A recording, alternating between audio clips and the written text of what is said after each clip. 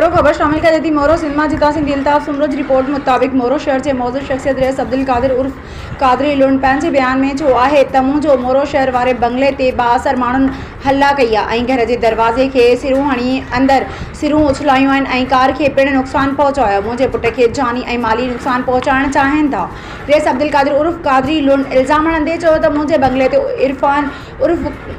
कुकू अली हैदर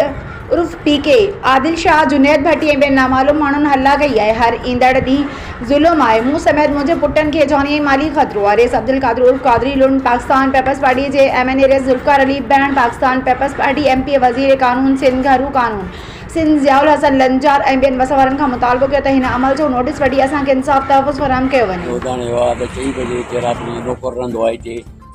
ऐं हिते आया आहिनि खणी पंहिंजो पिस्टल ऐं सिरूं हर ॻाल्हि हो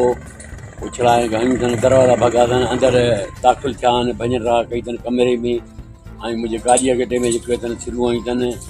2 फेर बि कराया अथनि। उन लाइ रिंद ॿाहिरि परियां आया उन्हनि चयो आहे त हीअ वञो फसी छो था कयो सुभाणे जहिड़ो वधी ईंदो मालिक ईंदा हर ॻाल्हि थींदी तव्हां छो पोइ इन लाइ उहो असांखे यरमार करणु चाहिनि था ऐं असां लाइ बेअदबी आहे। वधि में वधि मोरे शहर में मुंहिंजो बंगलो आहे उन में सिरूं